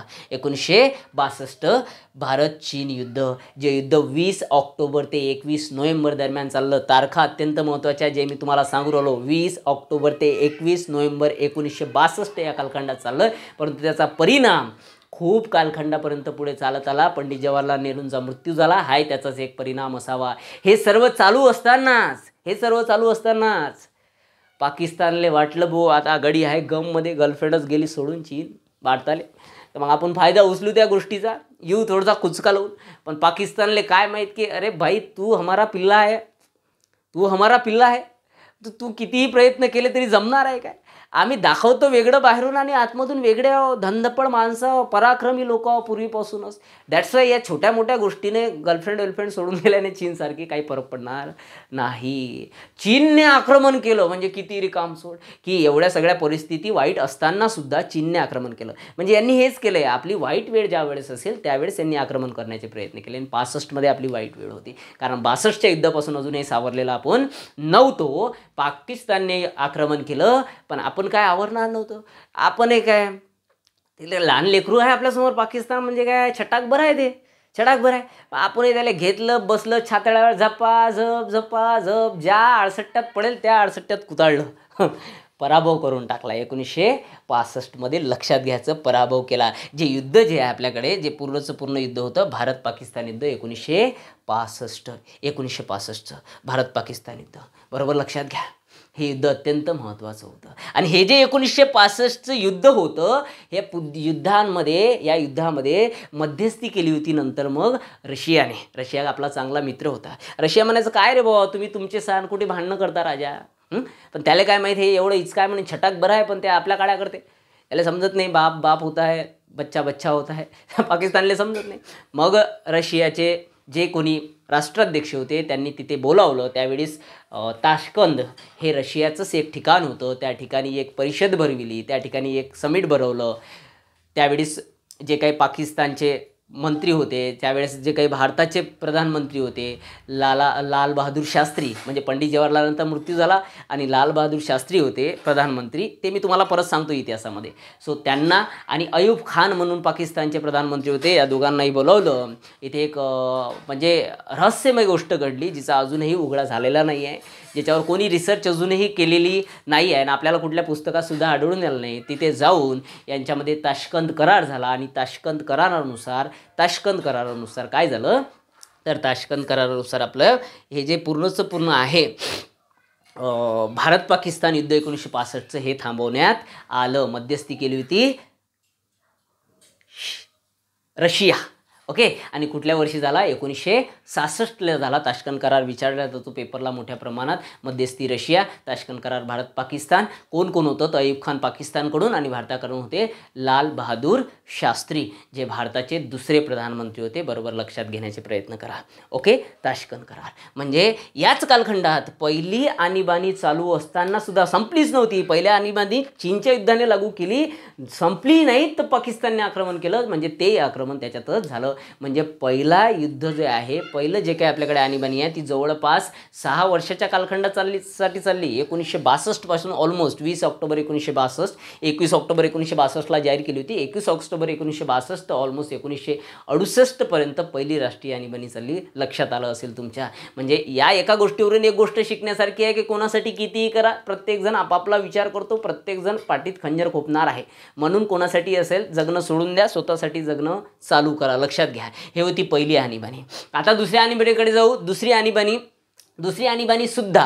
आणीबाणी सुद्धा परकीय आक्रमण किंवा युद्धजन्य परिस्थिती याच कारणाने लावली होती. पहिली सुद्धा परकीय आक्रमण किंवा युद्धजन्य परिस्थिती, दुसरी सुद्धा परकीय आक्रमण किंवा युद्धजन्य परिस्थिती. UPSC MPSCने प्रश्न विचारलाय की भारतात आजपर्यंत परकीय आक्रमण किंवा युद्धजन्य परिस्थिती या कारणामुळे किती राष्ट्रीय आणीबाण्या लावण्यात आल्या, तर 2च लावण्यात आल्या, 3 नाही. कारण तिसरी आणीबाणीचं कारण वेगळं होतं, ज्याचा इतिहास खूप डार्क आहे, जो एकदम भारताच्या इतिहासामधील काळा दिवस आहे. बरोबर लक्षात घ्या. 1971 ते 77 भारत पाक युद्ध झालं. आता पुढची महत्त्वाची आणीबाणी होती दुसरी, ती झाली 1971 ते 78पर्यंत चालली, ते 77पर्यंत ऑलमोस्ट गडे हो. 21 मार्च 1977पर्यंत चालली. कारण काय तर दुसरी आणीबाणी चालू असतानाच तिसरी आणीबाणी त्याच्यातच लावण्यात आली होती, दुसरी संपलीच नव्हती. म्हणून 77 दोन्ही आणीबाण्या 77मध्ये एंड झाल्या, 21 मार्च 1977. मग दुसरीची सुद्धा एंडिंगची तारीख काय आहे तर 1971 पासून चालू झाली 1977मध्ये. काय झालं तर परकीय आक्रमण किंवा युद्धजन्य परिस्थिती. कोणती युद्धजन्य परिस्थिती तर पाकिस्तानचा मोठ्या प्रमाणात पाकिस्तानचाच भाग असलेला, कारण ज्यावेळेस फाळणी झाली भारताची त्यावेळेस पाकिस्तानचे 2 तुकडे झाले, एक पूर्व पाकिस्तान एक पश्चिम पाकिस्तान. पूर्व पाकिस्तान कोणचं तर आताचं बांगलादेश. आणि पूर्व पाकिस्तानमध्ये मोठ्या प्रमाणात कमी असं म्हणू आपण कमी दर्जाचे किंवा उच्चवर्णीय इकडे राहत होते आणि थोडे त्याच्यापेक्षा खालच्या दर्जाचे इकडे राहत होते. त्या कारणाने हे पश्चिम पाकिस्तानवाले सध्याचं जे पाकिस्तान आहे ते मोठ्या प्रमाणात त्यांच्यावर अत्याचार करायचे. तिकडून मोठ्या प्रमाणात त्यांच्यावर अत्याचार करणे, पिळवणूक करणे, कर लादणे या सगळ्या गोष्टी होत होत्या. त्या कारणाने मग ते लोक इंदिरा गांधीकडे आले. इंदिरा गांधी प्रधानमंत्री होत्या 1971मध्ये, लक्षात घ्या. इंदिरा गांधीकडे आल्या. इंदिरा गांधी बोले चलो मैं तुम्हारे साथ हूँ, डरने का नहीं. एकमेव स्त्री होती भाऊ इतिहासातली ज्या व्यक्तीने चांगले कामं तेवढेच केले आणि वाईटही कामं तेवढेच केले, परंतु काळा इतिहास करून ठेवला पूर्णचा पूर्ण. भारताचा एक डाग लावून ठेवला भारतीय इतिहासावर. चांगल्या गोष्टीच्या बाबतीत चांगलंच नाव काढणार आहोत आणि वाईट गोष्टीच्या बाबतीत वाईट नाव काढणार आहोत. कधी कधी मोदीला शिवाय द्यावं लागतात तर कधी कधी यांनाही द्यावं लागतात, कारण यांनी तेच कामं केलेले आहे आणि त्यांनी तेच काम केलेले आहे. म्हणून माझ्यासारख्या अभ्यास करणाऱ्या व्यक्तीला कुणाचीच बाजू घेता येणार नाही, कारण या दोघांचीही कारनामे सगळेचे सगळे अभ्यासात आहेत. जे अभ्यास करत नाहीत तेच लोक हवेत तीर सोडतात. आम्हाला सोडता येत नाही आणि मी सोडणार सुद्धा नाही. बाकी शिक्षक सोडत असतील, त्यांना आमदार खासदार व्हायचं असेल, मला व्हायचं नाही आहे. मला काही कोणत्या पक्षाकडून तिकीट पाहिजे नाही. त्या कारणाने मी कोणाचा भाग घ्यावा असं गरजेचं नाही. माझा प्रामाणिक उद्देश आणि मरेपर्यंत एकच उद्देश राहणार आहे, तो म्हणजे माझ्या विद्यार्थ्यांना प्रामाणिकपणे शिकविणे, परीक्षाभिमुख ज्या गोष्टी आहेत त्या कळवणे आणि काय चांगलं काय वाईट काय खरं काय खोटं हे त्यांच्यासमोर नेणे आणि समाजात तेढ निर्माण नाही होणे याच्यासाठी प्रयत्नशील राहणे. ओके. सो 1971मध्ये बांगलादेशचे लोक इंदिरा गांधीकडे गेले. इंदिरा गांधी बोले मेरा तुम्हारे को सपोर्ट आहे, टेन्शन मत लो. इंदिरा गांधीने डायरेक्ट पाकिस्तानवर आक्रमण केलं. युद्ध आपण जिंकलो आणि त्या युद्ध जिंकलो. त्याच्यानंतर मग युद्ध जिंकल्यानंतर शिमला जे आहे आपलं, त्या शिमल्याला एक पाकिस्तानचा म्हणजे पाकिस्तानचे त्यावेळेस जे काही प्रधानमंत्री होते ज्यांचं नाव होतं जुल्फिकार अली भुत्तो, बेनजीर अली भुत्तो, जे नाव तुम्ही ऐकलं, त्यांचे वडील जुल्फिकार अली भुत्तो आणि इंदिरा गांधी यांच्यामध्ये शिमल्याला करार झाला आणि या शिमल्याच्या करारानुसार बांगलादेश देशाची निर्मिती झाली. एकमेव जगातील स्त्री असेल जिने स्वतःच्या भरोशावर मागूस सपोर्ट करून, आक्रमण करून, सैन्य बळावर, स्वबळावर एका देशाची निर्मिती केली, इंदिरा गांधी. म्हणून इतिहासात इंदिरा गांधीला एवढं मोठं महत्त्व दिलं जाते. बरोबर लक्षात घ्या. अशा पद्धतीने भारतातील दुसरी आणीबाणी घडून आली, परंतु दुसरी आणीबाणी संपण्याच्या पूर्वीच भारतात तिसऱ्या आणीबाणीसारखी सुद्धा परिस्थिती निर्माण झाली. परंतु तिसरी आणीबाणी आपल्याला समजून घ्यायची असेल तर भारतातील एक जे काही ब्लॅक हिस्ट्री आहे, म्हणजे इंदिरा गांधींचा पूर्ण कालखंड आहे, तो आपल्यासाठी समजून घेणं अत्यंत गरजेचं आहे. एकदम डिटेलमध्ये माहिती पाहिजे आहे. एवढीच माहिती पाहिजे आहे, कोमात जायचं नाही. भयंकर मोठ्या प्रमाणात डिटेलमध्ये माहिती आहे, तेव्हाच कुठेतरी UPSC MPSCचे रिझल्ट लागतात. आता UPSCचा रिझल्ट लागला, MPSCचा रिझल्ट लागला. किती विद्यार्थी आहेत विदर्भातून मराठवाड्यातून निवड होणारे, बोटावर मोजण्यासारखे. हजार जागा आहेत तरी विदर्भातून मराठवाड्यातून निवडा होत नाही. काय कारण असावं? आपल्या विद्यार्थ्यांना का पुणे मुंबई दिल्लीसारख्या ठिकाणी जावं लागते? बोटावर मोजण्यासारखे रिझल्ट आले आणि तेही पुण्या मुंबईला जाऊन, येथून पुण्या मुंबईला जाऊन शिकणाऱ्या विद्यार्थ्यांचे, दिल्लीला जाऊन शिकणाऱ्या विद्यार्थ्यांचे. का आपल्या विदर्भातले मराठवाड्यातील मास्तर काय म्हैसा दूर आले काय करू राहिले? नेमकं नावापुरतं स्वतःच्या बिल्डिंगा बांधून घेऊन राहिले, स्वतःची इस्टेट बनवून घेऊन राहिले. किती कष्ट करतात विद्यार्थ्यांचे मायबाप त्यांना शिकवण्यासाठी, किती पैसा पाठवतात, कसा जोडून पैसा पाठवतात, याची जाणीव शिक्षकांनी थोड्या प्रमाणात ठेवली पाहिजे विदर्भातल्या मराठवाड्यातल्या. कारण भारतात इथे जर मराठवाड्यातून विदर्भातून जर विद्यार्थ्यांचे प्रॉपर रिझल्ट येऊ शकत नाही तर आपण आपल्याला स्वतःला मास्तर म्हणून घेतलं नाही पाहिजे. एवढ्या डिटेलमध्ये शिकावं लागते, तेव्हा कुठेतरी MPSC UPSCचे रिझल्ट येतात, तेव्हा डिस्क्रिप्टिव्ह सर्वच्या सर्व गोष्टी समजून घ्याव्या लागतात. आणि मी नेहमी सांगतो की असे बोगस शिक्षक घडू राहिले ना, याच्यामागे सर्वात मोठा हात कोणचा असेल तर बोगस विद्यार्थ्यांचा आहे. विद्यार्थी अपयशी झाल्यावर लक्षात येते की या मास्तरनं आम्हाला चुकीचं शिकविलं. तुमच्यामध्ये क्वालिटी पाहिजे, पहिलेच त्या मास्तरची कॉलर पकडून सांगायची की आमचा सिलेबस आम्हाला शिकव, फालतू गोष्टी शिकू नको, तुला येते ते नको शिकू, आम्हाला जे गरजेचं आहे ते शिकव. परंतु विद्यार्थ्यांमध्ये या सगळ्या गोष्टीची कमी आहे आणि अपयशी झाल्यावर मग सगळ्या गोष्टी आहेत. आणि या सर्व गोष्टीचा परिणाम काय होते? पुणे मुंबईत जाऊन मायबापाला सोडून विद्यार्थी पुणे मुंबईला जातात, दिल्लीला जातात, एखादं वर्ष अभ्यास करतात, अपयशी झाले की लगेच डिप्रेशनमध्ये जातात. एन्झायटीमध्ये जातात आणि या सगळ्या गोष्टीचा परिणाम काय, तर आत्महत्या करून घेतात. मुली जातात, मुलींवर एवढा विश्वास ठेवून आईवडील बाहेर ठिकाणी पाठवतात, पुणे मुंबईसारख्या ठिकाणी, आणि तिथे जाऊन ते लफडे करतात शिल्लकचे. म्हणजे या सगळ्या गोष्टी कशामुळे घडत असतील ना, तर आपल्यासारखे शिक्षक आहेत विदर्भात, मराठवाड्यात, म्हणूनच आपल्या विद्यार्थ्यांचे रिझल्ट येत नाही. माझं अंतिम ध्येय मरेपर्यंत एकच असेल की येथून प्रॉपर विद्यार्थ्यांना येथून मायबापाच्या जवळ ठेवून अर्ध्या भाकरीवर त्यांना UPSCचा MPSCचा रिझल्ट आणून देणे. त्यासाठी एवढं पोट तिडकीने सर्वचं सर्व शिकवितो. आणि बिल्डिंग बांधणे, इस्टेट कमिणे, ह्या सगळ्या गोष्टी चालूच राहतील आयुष्यामध्ये. कुठल्याही मार्गाने पैसे कमवतात, परंतु विद्यार्थ्यांना फसवून पैसे कमावणं हे सर्वात महत्त्वाचं पाप आहे या जगातलं, मी असा मानतो. म्हणून इस्टेट कमवायच्या मागे लागू नका, विद्यार्थ्यांना किती चांगलं देता येईल याकडे लक्ष द्या. माझा प्रत्येक या विदर्भातल्या मराठवाड्यातल्या शिक्षकांना एक महत्त्वाचं, एक इथून असं म्हणून सूचना म्हणता येणार नाही, एक सल्ला म्हणतो की विद्यार्थ्यांना जेवढं चांगलं देता येईल, UPSC MPSCच्या लेवल देता येईल, कारण तुमच्यावर विश्वास ठेवून ते लोक लाख रुपये फीस तुम्हाला देतात. अमरावतीसारख्या शहरामध्ये 1.5 लाख रुपये फीस देतात विद्यार्थी, रिझल्ट नाहीत, खोटे नाटे रिझल्ट आणतात इकून तिकून विद्यार्थ्याचे. पुण्याचा विद्यार्थी लागला तर अमरावतीच्या क्लासेसच्या बॅनरवर फोटो, अमरावतीचा विद्यार्थी लागला तर तिकडे जळगावच्या क्लासच्या बॅनरवर विद्यार्थ्याचा फोटो. हे खोटे धंदे आता तरी सोडले पाहिजे, विद्यार्थ्यांच्या फसवणूक करणं थांबवल्या पाहिजे. तेव्हा कुठेतरी विद्यार्थ्यांचे इथे प्रॉपर राहून मायबापाच्या समोर, मायबापाच्या तोंडाकडे पाहतील, तर त्यांची हिंमत तरी जुटून राहील की मायबाप आपल्यासाठी नेमकं करू तरी काय राहिले. इकडे मायबाप मारे टोले घेतात, त्याला दिसतच नाही मायबाप काय करू राहिले, महिन्याच्या महिने पैसे पाठवतात. काय त्यांना जाणीव होईल आईवडिलांच्या कष्टाची. येथे राहून आईवडिलांसोबत ते रिझल्ट देऊ शकले पाहिजे, आईवडिलांचे कष्ट त्यांच्या डोळ्यासमोर असले पाहिजे, तेव्हा कुठेतरी ते जिद्दीनं पेटतील. हेच दुर्दैव आहे विदर्भातील आणि मराठवाड्यातील विद्यार्थ्यांचं. पुऱ्या भारतभरातून रिझल्ट येऊ राहिले. विकास दिव्य कीर्ती दृष्टी IAS व्यक्ती 2023च्या UPSCच्या रिझल्टमध्ये जर 52 विद्यार्थी सिलेक्ट करून दाखवतो एकटा व्यक्ती, तर त्याच्यामध्ये क्वालिटी आहे. तुमचा गोष्टीचा बाजार आहे. कोणाला आमदार व्हायचा आहे, कोणाला खासदार व्हायचा आहे, कोणाला पैसा कमावायचा आहे, कोणाला फक्त नावच कमवायचं आहे. विद्यार्थ्यांचे रिझल्टचं काय, विद्यार्थ्यांचे रिझल्टच नाही येऊ राहिले. खूप मोठा प्रॉब्लेम होऊ राहिला. तर सगळ्यांनी लक्षात घ्या, विद्यार्थी जोपर्यंत बोगस राहतील, जोपर्यंत विद्यार्थी सगळं काही विचारून घेतील नाही, शिक्षकांना धारेवर आणणार नाही, तोपर्यंत शिक्षक धारेवर येणार नाही, ते पैसा कमावणं चालूच ठेवतील. आणि असे भरपूर सारे अगणित उदाहरणं आहेत आपल्या विदर्भात, मराठवाड्यात, जे फक्त आपल्याला अरे अआई शिकू राहिले शाळेत आहो आपण, त्या आयुष्याची परीक्षा देऊ राहिलो राजा, आयुष्याची परीक्षा देऊ राहिलो, तुम्ही अआई शिकू राहिले विद्यार्थ्याला. त्याचा सिलेबस काय, तुम्ही काय शिकू राहिले. बऱ्याच विद्यार्थ्यांचा तर प्रॉब्लेम हे आहे, अजून MPSCचा UPSCचा विद्यार्थ्याला सिलेबस माहीत नाही. कुठे चालला म्हणते तर MPSCचे क्लास लावले म्हणते, UPSCचे क्लास लावले म्हणते, आणि UPSC MPSC शिकवतच नाही खऱ्या अर्थाने. काय तर सिलेबसच माहीत नसते मुळात. हे दुर्दैव आहे विद्यार्थ्यांचं. म्हणजे खऱ्या अर्थाने विद्यार्थ्यांच्या अपयशात सर्वात मोठा हात कोणाचा असेल ना, तो सर्वस्वी शिक्षकांचा आहे. विद्यार्थी घडू शकतो, तर शिक्षकच विद्यार्थ्याला मारतो सुद्धा, हे लक्षात घ्या. म्हणून शिक्षकांनी थोड्याफार प्रमाणात लाजा ठेवल्या पाहिजे आणि पैसे कमावणं थोडंसं लक्ष कमी केलं पाहिजे. विद्यार्थ्याला किती घडवता येईल, इथे प्रॉपर राहून, विदर्भात राहून, मराठवाड्यात राहून विद्यार्थ्याला कसं रिझल्ट देता येईल, त्याला पुण्या मुंबईला जायचं काम नाही पडलं पाहिजे. या सगळी सोयी आणि त्या पद्धतीचं क्वालिटीचं शिक्षण देता आलं पाहिजे. आता काही विद्यार्थ्यांचे डोके, मायबापांचे डोके, पॅरेंट्स लोकांचे डोके फिरलेले आहेत. त्यांनी फक्त शो ऑफ पाहिजे की कसं आहे, क्लासमध्ये AC आहे काय, क्लासमध्ये हे आहे काय, क्लास असं आहे, काचं लागले, हे आहे ते आहे. याला महत्त्व नसते. क्वालिटीचं शिक्षण अत्यंत महत्त्वाचं असते. लेकरू मातीवरही बसलं, रेतीवरही बसून शिकलं, मास्तरानं जर क्वालिटीचं शिक्षण दिलं तर कुठेतरी इतिहास घडला जात असते. लक्षात घ्या. असे भरपूर सारे उदाहरणं आहेत भारतात, परंतु आपल्या विदर्भातलं आणि मराठवाड्यात या सगळ्या गोष्टी चालू आहे.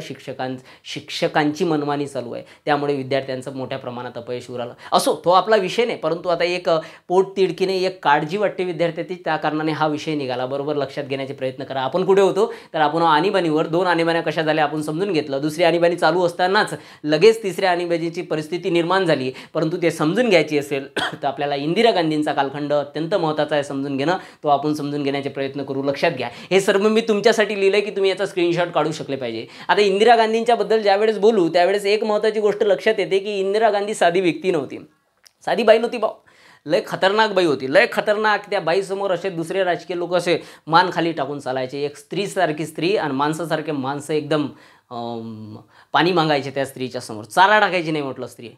एवढी खतरनाक बाई.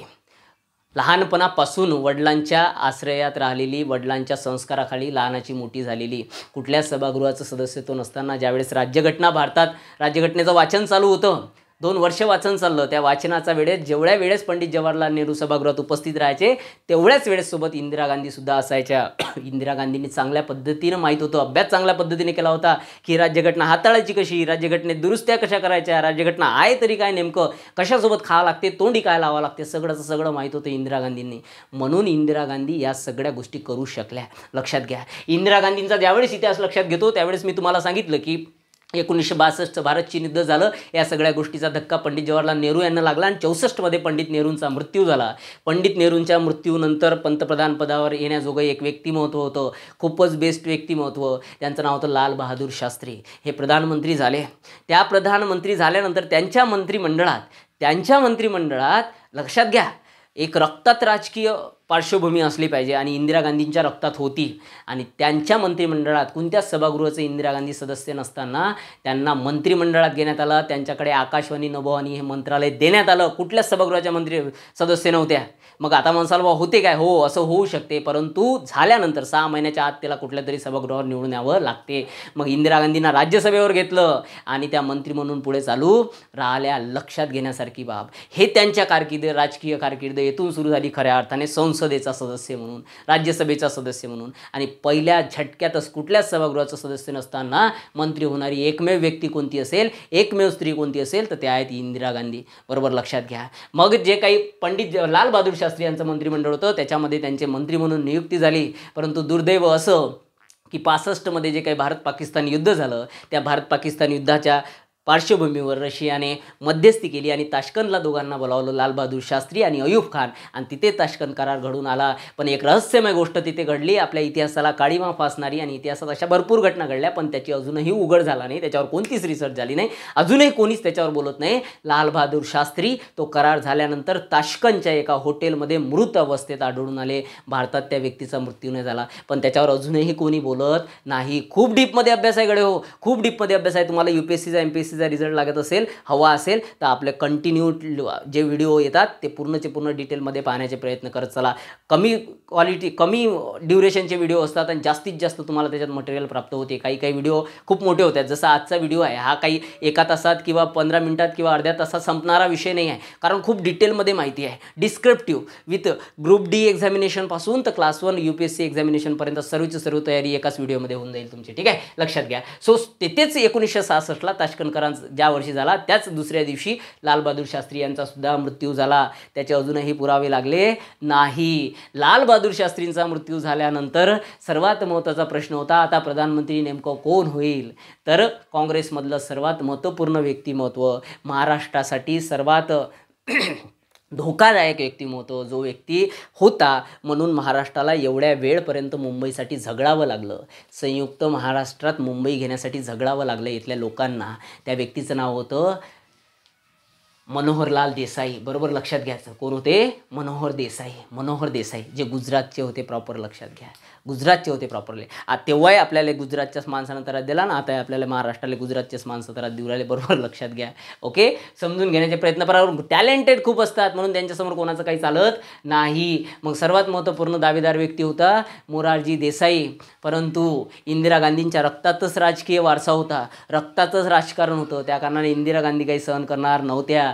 इंदिरा गांधीसुद्धा पंतप्रधान पदाच्या उमेदवारीसाठी किंवा मग त्या पदासाठी काँग्रेसची एक स्वतःची घटना आहे आणि त्या काँग्रेसच्या घटनेनुसार कोणताही व्यक्ती पंतप्रधान पदावर जायचा असेल तर त्याला पहिले त्यांच्या कार्यकारिणीमध्ये बहुमत घ्यावं लागते. बहुमत झालं, मतदान झालं आणि मतदानामध्ये मोरारजी देसाईंचा 186 मतांना पराभव झाला आणि इंदिरा गांधी त्या मतात जिंकल्या. म्हणजे आता पुढचं प्रधानमंत्री कोण होतील हे ठरलं. कोण होणार आहे? तर इंदिरा गांधी होणार आहे. कुठल्या सभागृहाची व्यक्ती नसणारी व्यक्ती. पहिल्या टर्ममध्ये भारताची कॅबिनेट मंत्री झाली, दुसऱ्या टर्ममध्ये डायरेक्ट प्रधानमंत्री झाली. लक्षात घ्या, साधी गोष्ट नाही आहे. इतिहास एकदम ग्राफ असाच आहे, चढताच आहे एकदम इंदिरा गांधींचा.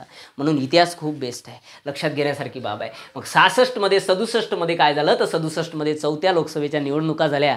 4थी लोकसभा विचारल्या जाते. 4थ्या लोकसभेच्या निवडणुका झाल्या. काँग्रेसच्या कडून इंदिरा गांधी निवडणुकीत प्रधानमंत्री पदासाठी प्रथम दावेदार होत्या. लक्षात घ्या, राज्यसभेच्या सदस्य होत्या, त्या कारणाने त्यांना निवडणूक लढायची गरज नव्हती. मग 67मध्ये 4थ्या लोकसभेच्या निवडणुका झाल्या, ज्यामध्ये काँग्रेस बहुमतात आलं. काँग्रेसने जवळपास 297 जागा जिंकल्या. पण दुर्दैव असं होतं की काँग्रेसला 3ऱ्या लोकसभेत जेवढ्या जागा भेटल्या होत्या त्याच्यापेक्षा 60 जागा कमी या निवडणुकीत भेटल्या होत्या, 4थ्या लोकसभा निवडणुकीत.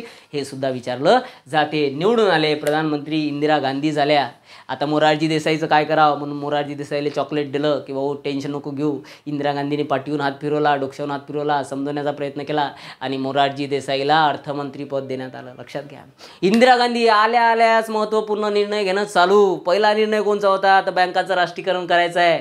पण मोरारजी देसाईंचा याला विरोध होता. मग मोरारजी देसाईने एक नवीन योजना मांडली. त्या योजनेचं नाव होतं सामाजिक नियंत्रण.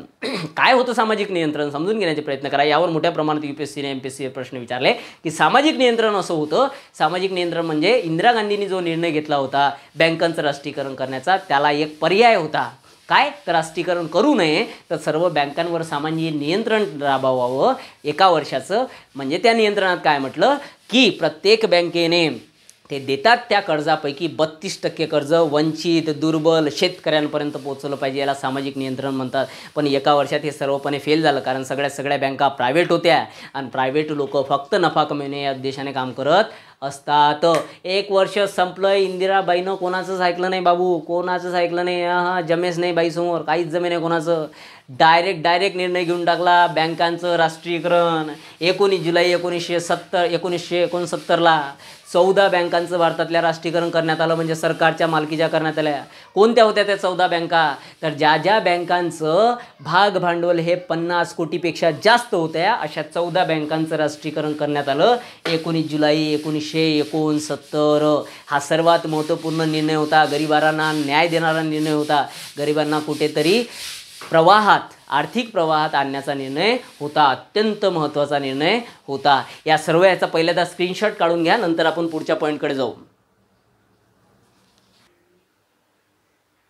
अशा पद्धतीने 50 कोटीपेक्षा जास्त भागभांडवल असलेल्या, जवळपास निव्वळ भांडवल असलेल्या 14 बँकांचं राष्ट्रीयकरण करण्यात आलं. आणि त्यानंतर महत्त्वाच्या घडामोडी घडायला लागल्या. त्यानंतर खऱ्या अर्थाने जे भारताची ब्लॅक हिस्ट्री होती, आतापर्यंत तर नाही पण भारताच्या लोकशाहीवर लागलेला डाग असेल तो इथून खऱ्या अर्थानं समजून घेणं अत्यंत गरजेचं आहे. आपण हा सगळा इतिहास कशासाठी समजून घेऊन आलो, तर हा इतिहास याच्यासाठीच समजून घेऊन आलो की हा इतिहास आता जो पाहणार आहोत तो आपल्याला समजायला पाहिजे. लक्षात घ्या. मग 14 बँकांचं राष्ट्रीयकरण केलं. त्याला अगोदरपासूनच मोरारजी देसाई यांचा खऱ्या अर्थाने विरोध होता. आता मोरारजी देसाईंचाच विरोध नव्हता, तर या भारतातील काँग्रेसमधील अदर काही जे लोक होते ते सगळ्यांचा विरोध होता. मोरारजी देसाईंचा विरोध असल्या कारणाने इंदिरा गांधी जसं 14 बँकांचं राष्ट्रीयकरण करत मोरारजी देसाई बाहेर पडले, जनता पक्षात गेले. आणि पुढे जात असताना इंदिरा गांधी यांच्यावर पुढची महत्त्वाची गोष्ट म्हणजे 1971च्या 5व्या लोकसभेची निवडणूक येऊन ठेपली. 1971ला 5व्या लोकसभेची निवडणूक जाहीर झाली. ठिकठिकाणी जेवढेही विरोधी पक्षातले लोक होते, मोरारजी देसाई, राम मनोहर लोहिया, जयप्रकाश नारायण, भरपूर सारे लोक एकत्र आले आणि एकत्र येऊन इंदिरा गांधींच्या विरुद्ध प्रचार करणं चालू केला. ठिकठिकाणी सभा झाल्या, भारतभर सभा झाल्या. इंदिरा गांधींच्या विरोधी वातावरण पूर्ण भारतात तयार झालं होतं मित्रांनो, समजून घ्या. पण या सगळ्या वादळातून हे बाई अशी निघाली खतरनाक की लयच खास. ओके, लक्षात घ्या. ते म्हणतात ना की साम दाम दंडभेद वापरून हे बाई पुढे आली की तुम्ही म्हणता ना आता आपण कुठल्याही परिस्थितीत काही करीन पण तरी तुम्हाला हरविल, अशा प्रकारचं चॅलेंज एक इंदिरा गांधीने जणू दिलेलं होतं. लक्षात घ्या. मग 71च्या निवडणुका आल्या, 5वी लोकसभा. त्यामध्ये मोरारजी देसाईंनी एका सभेत काय म्हटलं किंवा राम मनोहर लोहिया, जयप्रकाश नारायण यांच्यापैकी लोकांनी काय म्हटलं की इंदिरा गांधींमध्ये एवढी धमक असेल, चॅलेंज इंदिरा गांधीमध्ये एवढी धमक असेल तर इंदिरा गांधींनी प्रत्यक्षात लोकसभेत निवडून दाखवावं, लोकांद्वारे निवडून यावं. हिम्मत असेल तर चॅलेंज. ते बाई पहिलेच तर ऐकून नव्हती घेत कोणाचं बाबा, आता ऐकून घेणार आहे का. इंदिरा गांधींनी चॅलेंज स्वीकारलं. इंदिरा गांधींनी रायबरेली, उत्तर प्रदेशचा हा महत्त्वाचा मतदारसंघ आहे विचारतात. रायबरेली, उत्तर प्रदेशमधील रायबरेली मतदारसंघातून निवडणूक लढविली. परंतु वातावरण इंदिरा गांधींच्या पूर्णपणे विरोधात होतं. इंदिरा गांधींना माहीत होतं आणि बऱ्याच लोकांना माहीत होतं, विरोधातल्या लोकांना माहीत होतं इंदिरा गांधी पडणार आहेत. पडल्या असता फरक नसता पडला, पण एक इज्जत असते, एक रिस्पेक्ट असते राजकारणामध्ये. त्या कारणाने इंदिरा गांधी म्हणाले कुछ भी करेंगे, अरे कुछ भी करो फिर भी मैं जीतूंगी. काही करा आणि कुठलाही सामदाम दंडभेद वापरीन आणि मी स्वतः जिंकेल म्हणजे जिंकेल. आणि इंदिरा गांधींनी या निवडणुकीमध्ये इथून झालं खऱ्या अर्थाने काळा इतिहास चालू, लोकशाहीवर काळीमा फासणारी गोष्ट चालू. इथे खऱ्या अर्थाने झालं आहे सत्तेचा दुरुपयोग करणं चालू. इथे खऱ्या अर्थाने झालं आहे जे काही केंद्रीय जे काही संस्था आहे त्या संस्थेचा दुरुपयोग करणं चालू. न्यायव्यवस्थेत ढवळाढवळ कानूनी याची सुरुवात कोणी केली असेल तर ते एकमेव व्यक्ती आहे इंदिरा गांधी. म्हणून आता जे लोक भाजपाला दोष देतात त्यांनी फक्त हा इतिहास वाचावा. कुठून तरी अगोदरपासूनच या सगळ्या गोष्टीची सुरुवात झालेली आहे. इंदिरा गांधी उभ्या राहिल्या, वातावरण इंदिरा गांधीच्या विरोधात होत्या. इंदिरा गांधींना निवडून यायचं होतं कोणत्याही परिस्थितीमध्ये. इंदिरा गांधींनी आपल्या सत्तेचा दुरुपयोग केला, यंत्रणांचा दुरुपयोग केला. तिथले रायबरेलीचे सर्व ऑलमोस्ट जास्तीत जास्त बघा हे बाई खतरनाक होती. सगळेचे सगळे जे काही पोलिंग बूथ होते, जे काही वोटिंग केंद्र होते, मतदान केंद्र होते, सगळे हायजॅक करून घेतले, अंतर्गत घेऊन घेतले. सगळे बॅलेट पेपर आणलं की छापलं सोय पंजा, छापलं सोय पंजा, छापला सोय पंजा, चलन दो. काही ठिकाणी तर असं झालं की काही ठिकाणी हजारच मतदार आहेत आणि त्या ठिकाणी 1500 मतदान पडलं इंदिरा गांधीले. आता हे विचार करण्यासारखी बाब आहे ना बा. म्हणजे चोरी करावं पण चोरी अशी नाही करावं की लगेच लोकांच्या समोर, असं होऊ नये. पण इंदिरा गांधी काही भेट नव्हती कोणाला, केलं जा तरी निवडून आले. आणि इंदिरा गांधींच्या अपोजिट असणारा जो व्यक्ती होता त्याचं नाव अत्यंत महत्त्वाचं आहे, ज्यांचं नाव होतं राजनारायण. हा रायबरेलीतून अपोजिट होता. हा राजनारायण याच्या विजयाच्या प्रती एवढा विश्वासू होता भयंकर की यानं निर्णय लागायच्या पहिलेच मिरवणूक काढली होती की मी जिंकलो. एवढा खतरनाक कॉन्फिडंट होता या माणसाला. आणि तो जिंकला होता. पण इंदिरा गांधींनी जे करप्शन केलं, जे राजकीय यंत्रणाचा दुरुपयोग केला, त्यामुळे इंदिरा गांधी जिंकून आल्या. इथून झाला खऱ्या अर्थाने ब्लॅक हिस्ट्री चालू. खऱ्या अर्थाने भारताच्या लोकशाहीला काळीमा फासणाऱ्या गोष्टी चालू. 15 जुलै 1971. आता राजनारायण काय मुका बसणारा माणूस होता, त्याला माहीत होतं ना हे सगळ्या गोष्टी घडल्या. राजनारायणने डायरेक्ट अलाहाबाद उच्च न्यायालयात केस केली. अलाहाबाद उच्च न्यायालयाने 15 जुलै 1971 केस चालू झाली, ॲक्सेप्ट झाली, केस चालू झाली. अलाहाबाद न्यायालयाने जवळपास 3 वर्ष त्याच्यावर रिसर्च केली. आपला प्रॉब्लेम तोच आहे भारतातला, आपल्याला निर्णयच लवकर देता येत नाही, आपल्याला न्यायच लवकर भेटत नाही. मग काय झालं, 3 वर्ष जवळपास 4 वर्ष ऑलमोस्ट 12 जून 1975ला अलाहाबाद उच्च न्यायालयाने निर्णय दिला. काय निर्णय दिला की इंदिरा गांधींनी राजकीय यंत्रणाचा दुरुपयोग करून, सत्तेचा दुरुपयोग करून निवडणूक जिंकलेली आहे. म्हणून इंदिरा गांधींवर आता पुढच्या 6 वर्ष इंदिरा गांधी कोणतीच निवडणूक लढू शकणार नाही. इंदिरा गांधींना दोषी ठरवलं, शिक्षा नाही दिली, दोषी ठरवलं. लक्षात घ्या. आता इंदिरा गांधी काय मुकी बसणारी बाई होती काय? नाही, खतरनाक बाई. इंदिरा गांधी उच्च न्यायालयातून डायरेक्ट सर्वोच्च न्यायालयात गेली. सर्वोच्च न्यायालय अपनाही आहे. काही जवळचे लोक होते, त्या सगळ्याचे सगळे जवळचे लोक आहेत, जवळचे होतेच, काही टेन्शनच नव्हतं. आणि सर्वोच्च न्यायालयात आता हा निर्णय कोणी दिला होता हे महत्त्वाचं आहे. त्यांचं जर आपण न्याय लक्षात घेतलं, त्यांचं जर आपण नाव लक्षात घेतलं की सर्वोच्च न्यायालयात या निर्णयावर स्थगिती कोणी दिली, अलाहाबाद उच्च न्यायालयाच्या, तर सर्वोच्च न्यायालयात स्थगिती भेटली. बाईच खतरनाक होती ना. अंदरून सगळं कसे पत्ते हलवले या बाईनं माहीतच झालं नाही. तर त्या व्यक्तीचं नाव, त्या पूर्ण जो काही आपल्याकडे न्यायाधीश होता ज्या न्यायाधीशाने तो निर्णय दिला त्याचं नाव होतं आर कृष्णन अय्यर. या न्यायाधीशाने स्थगिती आणली 24 जून 1975. 12 जूनला अलाहाबाद उच्च न्यायालयाचा निर्णय, 24 जून 1975ला सर्वोच्च न्यायालयाने स्थगिती आणली. पुढे चालत राहिलं सगळ्याच्या सगळ्या गोष्टी. परंतु हे जग जाहीर झालं होतं. भारतात जागतिक स्तरावर सगळ्यांना माहीत झालं होतं की इंदिरा गांधींनी सर्व भ्रष्टाचार केला. भ्रष्टाचार म्हणता येणार नाही, पण निवडणुकीत अफरातफरी केली सगळी. लक्षात घ्या, हाच इतिहास आहे. इथूनच खऱ्या अर्थानं सुरू झालं भारतीय लोकशाहीला काळीमा फासणाऱ्या गोष्टी. आणि इंदिरा गांधींच्या विरोधात भारतभरात आंदोलनं चालू झाले. या विरोधी पहिलं आंदोलन कुठे झालं असेल ते गुजरातला झालं. गुजरातमधले जे विद्यार्थी होते, परिस्थिती वाईट करून टाकली होती इंदिरा गांधींनी. 14 बँकांचं राष्ट्रीयकरण केलं, सगळ्या गोष्टी महागल्या, लोकसंख्येचा दर वाढला, लोकसंख्या वाढीचा दर वाढला, भयंकर सिच्युएशन झाली होती भारताची. लक्षात घ्या. मग त्याच वेळेस काय झालं तर भारतातील जे काही गुजरात आहे, गुजरातमधलं इंजिनिअरिंग कॉलेजची जे मेसची फीज होती, त्या मेसचे फीज वाढवण्यात आल्या. दॅट्स वाय तिथल्या विद्यार्थ्यांनी आंदोलन केलं. हे इंदिरा गांधींच्या विरोधात घडलेलं पहिलं आंदोलन होतं. इंदिरा गांधी काय ऐकच नाही भाऊ, काहीच नाही, जमेच नाही, अरे कुछ भी करो, मला घेणं देणं नाही. इंदिरा गांधींनी रपकन गुजरातमध्ये अराजकता माजली, काय गुजरातची विधानसभा बरखास्त करून टाकली. घेणं टोले. आता काय करसान, आता काय कर सांग, अडली खुटी तर जासन कुठे आता, कारण प्रधानमंत्री होते. लक्षात घ्या बरोबर पद्धतशीर. दुसरं आंदोलन झालं बिहारमध्ये जवळपास, म्हणजे असं आंदोलन झालं भयंकर, जवळपास 2 महिने आंदोलन चाललं, रस्त्यावर लोक होती 2 महिने. आणि तिथला जो मुख्यमंत्री होता तत्कालीन अब्दुल गफूर, काँग्रेसचा होता, याने शिवीगाळसुद्धा केली होती उत्तर प्रदेशच्या लोकांना. हे एक इतिहास आहे भारताचा, हा काडीमा फासणारा इतिहास आहे भारताचा, लक्षात घ्या. म्हणजे सत्तेसाठी काय काय केलं इंदिरा गांधींनी तुमच्या लक्षात येईल. म्हणजे आताच करू राहिले सत्तेसाठी हे सगळं नाही, हे अगोदरपासूनच भारतात चालत आलेलं आहे. ठीक आहे. मग आता पुढची महत्त्वाची गोष्ट, एक नवीन कॅरेक्टर, एक नवीन विलन आला. आता हिरो होता परंतु विलन झाला इथे. कारण जयप्रकाश नारायण असतील, राम मनोहर लोहिया असतील किंवा मग उषा मेहता, हे 3 लोक असे होते ज्यांनी भारत छोडो आंदोलनामध्ये भूमिगत रेडिओ चालवला होता. लक्षात घ्या, हा सुद्धा प्रश्न विचारला जातो. त्याच्यापैकी जे जयप्रकाश नारायण होते, जयप्रकाश नारायण हे मोठे फॅन होते गांधींचे. म्हणजे सर्वात मोठे फॅन कोणते असतील गांधींचे तर हेच होते. म्हणजे शाहरुख खाननं फॅन चित्रपट काढला नसता, गांधीजींच्या आणि जयप्रकाश नारायणच्या आयुष्यावर जर चित्रपट काढला असता फॅन, तर हा पॉप्युलर झाला असता, हिट झाला असता.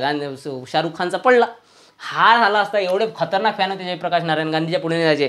जयप्रकाश नारायण जेव्हा अमेरिकेला शिकायला गेले गडे, समजून घ्या इतिहास लय डीपमध्ये आहे बरं, लय डीपमध्ये आहे. खूप अभ्यास करून तुमच्यापर्यंत आणायला लागते, तेव्हा कुठेतरी पोट्ट्याचे रिझल्ट येतात. पण पोट्ट्याला कायचे नाही ना, पोट्ट्याला पाहिजे नाचणं, मजाका करणं आणि बस कॉमेडी करणं. अहो अभ्यास आहे, अभ्यासाची एक मर्यादा असते, त्याच्यात सिरियसनेस हवं असते. मास्तर नावाची एक गरिमा असते, ते गरिमा प्रत्येकाला राखता आली पाहिजे. मजाकीच्या ठिकाणी असते, अभ्यासाच्या ठिकाणी असते. म्हणून त्याच्याकडे लक्ष ठेवा. मजाकेत तुम्ही क्लास 4ची नोकरी काढू शकाल. तुम्हाला जर क्लास 1 क्लास 2ची पाहिजे असेल तर तेवढं सिरियसनेसही ठेवावं लागेल.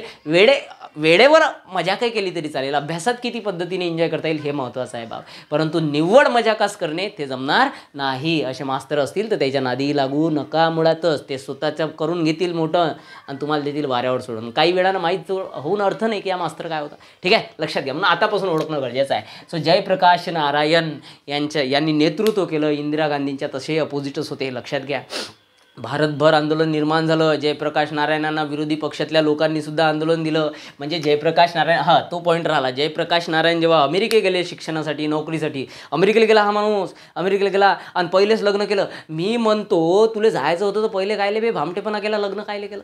आणि ह्यानं काय केलं हुशारानं, यानं आपल्या बायकोले ठेवलं कुठं, गांधीजीच्या साबरमतीच्या आश्रमात. घेणं गांधीले सोपवलं सेवा करायसाठी. आणि हा गडी जेव्हा तिकून आला 7-8 वर्षानं, 5-6 वर्षानं, हा गेला बायकोले आणायले.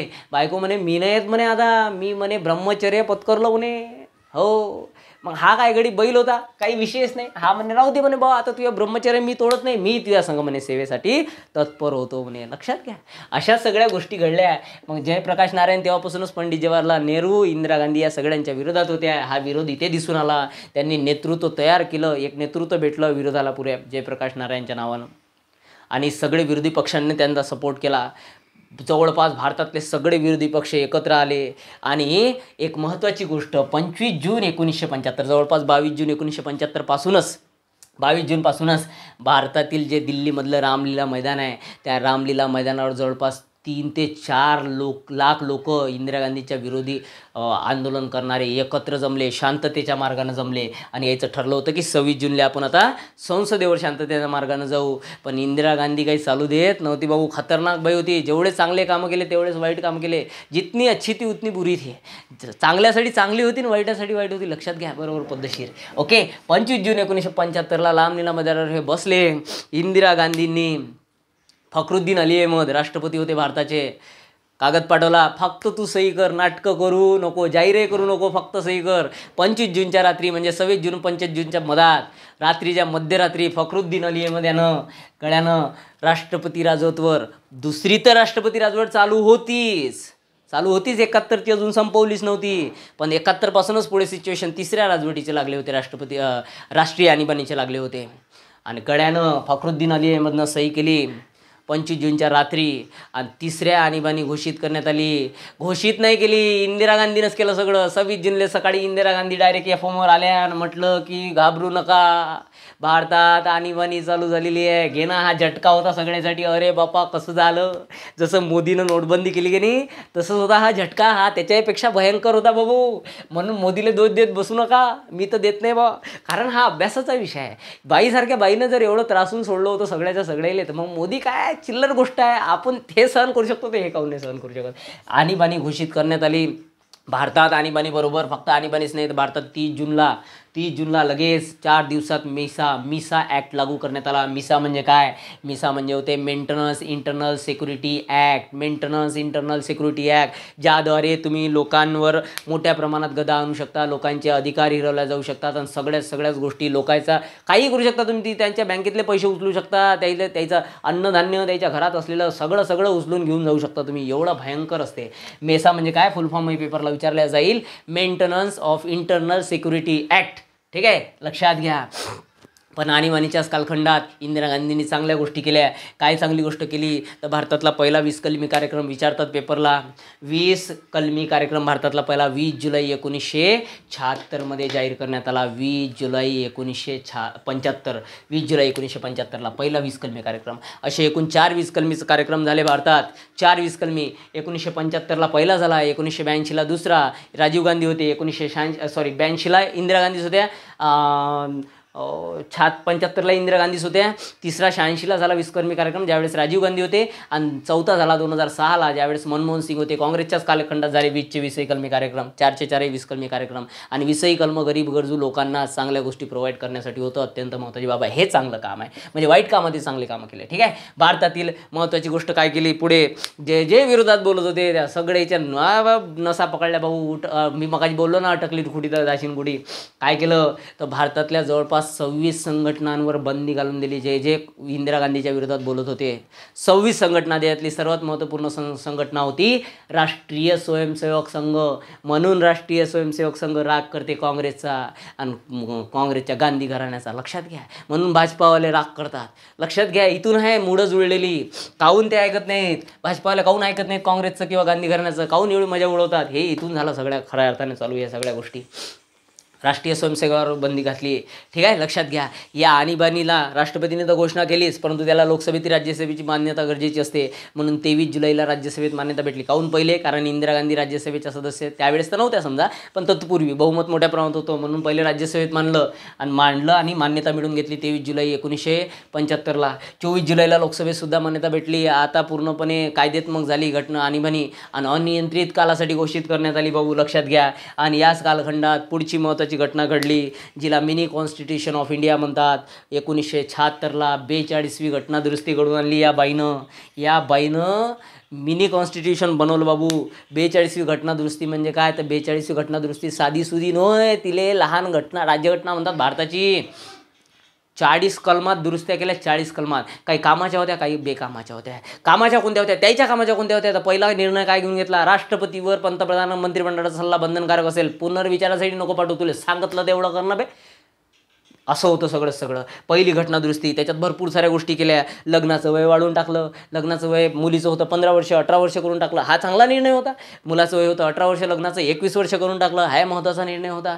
त्याचबरोबर अजून महत्त्वपूर्ण निर्णय घेतले. अजून एक त्याच्यासाठी गरजेचा निर्णय कोणता होता, म्हणजे मी पदावर राहिली पाहिजे याच्यासाठी निर्णय कोणता होता, लोकसभेचा कार्यकालच वाढवून टाकला बाईनं. घे ना 1 वर्षानं लोकसभेचा कार्यकाळ. किती होता लोकसभेचा कार्यकाळ तत्पूर्वी? 5 वर्ष. बाईनं काय केलं, 42वी घटना दुरुस्ती 6 वर्ष करून टाकला लोकसभेचा कार्यकाळ. विधानसभेचा कार्यकाळ जमलं. लक्षात घ्या बरोबर पद्धतशीर. अत्यंत महत्त्वाची बाब आहे. विधानसभा लोकसभेचा कार्यकाळ 6 वर्ष करण्यात आला. 42वी घटना दुरुस्ती. कोण होत्या प्रधानमंत्री? इंदिरा गांधी. नंतर मग तो परत 44वी घटना दुरुस्ती आपले जे देसाई होते त्यांनी केली आणि ते कॅन्सल करून टाकलं. ठीक आहे, लक्षात घ्या. एकूण 40 कलमात दुरुस्ती केली. काही साधी बाई नव्हती हे भाऊ, काही साधी बाईच नव्हती. ओके, अशा पद्धतीने भरपूर साऱ्या गोष्टी झाल्या. भारतात वृत्तपत्रांवर बंदी घालण्यात आली. वृत्तपत्रांवर निर्बंध घालण्यात आले. याच्या वृत्तपत्राचे जे ऑफिसेस होते त्याच्यातल्या इलेक्ट्रिक कापण्यात आल्या. त्याला लाईट नाही, कारण ते इंदिरा गांधीच्या विरोधात लिहित होते. लिहूनच नका पाहू. सगळ्याचे तोंडच बंद करून टाकले होते. जे आता सध्या सिच्युएशन आहे भाजपा करून आलं, मोदी सरकार करून आलं, ते सिच्युएशन इंदिरा गांधींनी घडून आणली होती. हे लक्षात घ्या बरोबर पद्धतशीर. म्हणून मी म्हटले की भाजपाला दोष देणारे मोदी सरकारला दोष देणारे पहिले हा इतिहास वाचला पाहिजे. लक्षात घ्या. इंदिरा गांधींनी चांगलं कामं केले, बरोबर आहे. चांगल्याच्या ठिकाणी मास्तरांना कोणते चांगलंच म्हटलं पाहिजे आणि वाईटाच्या ठिकाणी वाईटच म्हटलं पाहिजे. मुळात राजकारण हा आपला विषयच नाही, हा आपला अभ्यासाचा विषय आहे, म्हणून सांगू राहिलो. लक्षात घ्या. बरोबर समजून घेण्याचे प्रयत्न करा. ओके, या सगळ्या गोष्टी घडत होत्या. कुटुंब नियोजन कार्यक्रम राबवला बाईनं. कुटुंब नियोजन कार्यक्रम दिसला त्याला पकडे पाहून नसमद्दी करून टाके. लय वाईट सिच्युएशन होती. लोक म्हणूनच तर राग भरले होते लोक सगळे. म्हणून राग येत जाई इंदिरा गांधीचा लोकांना त्यावेळेस. आणि मग राग तो कुठे दिसला? राग दिसला जे निवडणूक झाली पुढची याच्यानंतरची 1977ची, त्या निवडणुकीत राग दिसला. लोकांनं इंदिरा गांधीला पाडलं. का हे बघा, काही केलं असतं, लोक त्याच्या भावनात्मक गोष्टीसोबत खेळलेलं पसंत करत नाही. लोक म्हणत होते की कुछ भी किया तो छत्ता, ठीक आहे, पण तुम्ही नसबंदीच करू लागलेला जो, आणि सांगून राहिले आम्हाला की नसबंदी करू राहिलो. म्हणजे किती वाईट सिच्युएशन होती. एवढं खतरनाक केलं बाईनं. म्हणजे कुटुंब नियोजन कार्यक्रम होता, पहिला कुटुंब नियोजन कार्यक्रम, जो आपण ऑलमोस्ट लक्षात घेऊ की याच कालखंडात 42व्या घटनादुरुस्ती केल्यानंतर जवळपास 24 जुलै ऑगस्टमध्ये जवळपास हा करण्यात आला. पहिलं लोकसंख्या धोरणसुद्धा 1976मध्येच जाहीर केलं. चांगल्यासुद्धा बऱ्याच गोष्टी झाल्या, ओके, आणि बऱ्याच लोकशाहीला काळीमा फासणाऱ्या गोष्टी झाल्या, लोकांचे तोंड बंद करण्याच्या गोष्टी झाल्या. वृत्तपत्रांवर बंदी घालण्यात आली. वृत्तपत्रावर बंदी म्हणजे त्याला सांगितलं की काय करा, इंदिरा गांधीच्या विरोधात छापणार नाही म्हणून वृत्तपत्राने जवळपास 2.5 वर्ष, समजून घ्या इतिहास लय मोठा अभ्यास पूर्ण आहे, 2.5 वर्ष जवळपास इंदिरा गांधींचा विरोध दर्शवण्यासाठी त्याचं जे पहिलं फ्रंट पेज होतं कोणत्याही पेपरचं, तुम्ही कोणतेही पेपर काढा त्यावेळेचे, त्या फ्रंट पेजचं त्या जर ड्युरेशन काढला तो 2.5 वर्षाचा, तर ते काय करत जात, निषेध म्हणून लिहिता नाही येत ना, तर मग निषेध म्हणून काय करत जात, कोरं ठेवून देत जात पहिलं पेज. एवढा खतरनाक विरोध होता. पण बाई काही ऐकत नव्हती. बाई निरा फन काम होतं, लक्षात घ्या. याच कालखंडात एक महत्त्वाचा खटला घडला, केशवानंद भारती खटला. आणि केशवानंद भारती खटला काय होता, केशवानंद भारती खटला 1976चा आहे, लक्षात घ्या. याच्यातसुद्धा सर्वोच्च न्यायालयानं काय केलं, इंदिरा गांधींवरच ताशेरे ओढले, इंदिरा गांधीला दोषी ठरवलं आणि काय म्हटलं की घटनादुरुस्ती करा, पण भारतीय राज्यघटनेच्या चौकटीला कोणी धक्का लावू शकणार नाही. आणि बाईनं काय केलं, 42व्या घटनादुरुस्तीनुसारच मग काय केलं, हा निर्णय आल्याबरोबर केशवानंद भारती खटल्याचा काय म्हटलंय की प्रास्ताविका भारतीय राज्यघटनेचा भाग आहे. अजून काय म्हटलंय की घटनेच्या चौकटीला कोणी हात लावणार नाही. बाईनं काय केलं, 42व्या घटनादुरुस्तीनुसार न्यायव्यवस्थेचा, न्यायिक पुनर्विलोकनाचा अधिकारच काढून टाकला. घेना टोले, हो, खतरनाक काम होतं. न्यायव्यवस्था तर आपल्या बाजूनं करून टाकली. काय असते, कुठल्याही नवीन न्यायाधीशाची ज्यावेळेस निवड करायची असते त्यावेळेस जो काही जुना न्यायाधीश आहे, जो पदावर होता, त्याचा सल्ला महत्त्वाचा असते. त्यावेळेस पदावर असणारा जो न्यायाधीश होता त्याने सल्ला कोणता दिला होता, ज्येष्ठ क्रमानुसार. तर ते लोक जे होते, जे ज्येष्ठता क्रमानुसार येणार होते पदावर, ते होते न्यायमूर्ती हेगडे आणि एक होता ग्रोवर. हेगडे आणि ग्रोवर हे पदावर यायला पाहिजे होते. बाबू, इंदिरा गांधीने ऐकलं नाही, सल्लाही ऐकला नाही. हे पहिली वेळ होती भारतीय इतिहासातील की सर्वोच्च न्यायालयाच्या न्यायाधीशाचा सुद्धा सल्ला ऐकला नाही. आणि त्याच्या फेवरचा जो व्यक्ती होता, ज्याने केशवानंद भारती खटल्यात भारत सरकारची बाजू घेतली होती, ज्याने प्रत्येकच गोष्टीत भारत सरकारची बाजू घेतली होती, त्या प्रत्येक गोष्टीत भाग घेणारा जो होता, न्यायमूर्ती रे म्हणून ओळखला जातो, तो न्यायमूर्ती रे, याला सर्वोच्च न्यायालयाचं सरनेत बनवलं. घेणं सगळ्याच्या सगळ्या गोष्टी बाजूले करून घेतल्या या बाईनं. एवढी खतरनाक काम होतं भाऊ बाईचं, एवढं सोपी नव्हतं, लय खतरनाक काम होतं. अशा सगळ्या गोष्टी घडल्या. जवळपास हे चालू राहिलं 1977पर्यंत. 18 जानेवारीला ऑलमोस्ट 1977ला पुढच्या जे काही 6वी लोकसभा होती त्याच्या निवडणुका जाहीर झाल्या. 20 फेब्रुवारीला बाईनं म्हणजे ऑलमोस्ट असं जर आपण म्हणू की का जाहीर झाल्या, तर 11 फेब्रुवारीला भारताचे जे राष्ट्रपती होते फखरुद्दीन अली अहमद यांचं निधन झालं बाईनं. आणि त्याचबरोबर मग 20 जानेवारीला, त्याच्या अगोदरच 20 जानेवारीला लोकसभेचं विसर्जन करण्यात आलं, मंत्रिमंडळ निघून गेलं. आपोआपच जे काही राष्ट्रीय आणीबाणी होती तिसरी, आणि जे दुसरी, ऑलरेडी दुसरी चालू असतानाच तिसरी लावली होती, या दोन्ही आणीबाण्या मागे घेण्यात आल्या. आणि 21 मार्चला त्या आणीबाण्या सगळ्या मागं घेतल्या. 25 जूनला चालू झाल्या होत्या ज्या आणीबाण्या. 25 जूनला जे चालू झाली होती आणीबाणी, तिसरी आणीबाणी भारतातली आणि सर्वात क्रूर आणीबाणी म्हणू आपण, भारताच्या इतिहासावर असलेला ढब्बा आणीबाणी म्हणून आपण, 25 जूनला चालू झाली आणि 21 मार्च 1977ला बंद झाली. जवळपास 21 महिने हे आणीबाणी चालली आणि भयंकर सिच्युएशन होती भारतातली, लक्षात घ्या. नंतर मग मोरारजी देसाई जनता दलाचे अध्यक्ष झाले आणि बहुमतात निवडून आले 6व्या लोकसभेत, आणि मोरारजी देसाई प्रधानमंत्री झाले. पण हे बाई काही साधी नव्हती. 2 वर्षात मोरारजी देसाईचं सरकार पडलं. लोकायला वाटलं भाऊ इंदिराच बरी होती, इंदिरा देवी होय आपली. 80मध्ये परत निवडणुका झाल्या आणि इंदिरा गांधी परत बहुमतात निवडून आल्या. साधं काम नाही आहे, साधं कामच नाही. हा इंदिरा गांधींचा इतिहास आहे. जेवढे चांगले कामं तेवढेच वाईट कामं, लोकशाहीला काळीमा फासणाऱ्या गोष्टी, चांगल्याही गोष्टी, भारताची अर्थव्यवस्था वाचवणाऱ्या गोष्टी, तर भारताची लोकसेवा लोकशाही पायाखाली तोडवणाऱ्या गोष्टी, अशा सगळ्याच्या सगळ्या गोष्टी सहित इतिहास आहे हा पूर्णचा पूर्ण. याच्यामध्ये 3ही राष्ट्रीय आणीबाण्या पाहिल्या आणि 3री राष्ट्रीय आणीबाणी पाहताना इंदिरा गांधीला पाहणं अत्यंत गरजेचं होतं. ही माहिती एवढी डिटेलमध्ये तुम्हाला कुठंच भेटत नाही. खूप मेहनत करून तुमच्यापर्यंत आणावं लागते गडे हो. माझं अंतिम ध्येय मरायच्या पहिले मला विदर्भातून इथं प्रॉपर मायबापाजवळ राहून विद्यार्थ्याला UPSC MPSC क्लिअर करून दाखवायचं आहे. हेच अंतिम ध्येय आहे. म्हणून एवढ्या डिटेलमध्ये शिकवण्याचे प्रयत्न करतो. तुम्हाला जर या सगळ्या गोष्टीचं महत्त्व कळत असेल नक्कीच, तर या सगळ्या गोष्टी आणखी विद्यार्थ्यांपर्यंत पोहोचवा आणि मायबापाजवळ राहून अभ्यास करा. त्याच्या तोंडाकडे पाहत जा किती कष्ट करतात आणि काय काय करून तुम्हाला शिकू राहिले. तर लक्षात आलं. पुणे मुंबईला मरायला जाऊ नका. काय आहे तिथं काय आहे. माझ्यासारखे मास्तर इथे आहे. मी देतो शब्द. माझ्याजवळ या शिकायला. ऑनलाईन शिका. पैसे नका देऊ. काही फरक पडत नाही.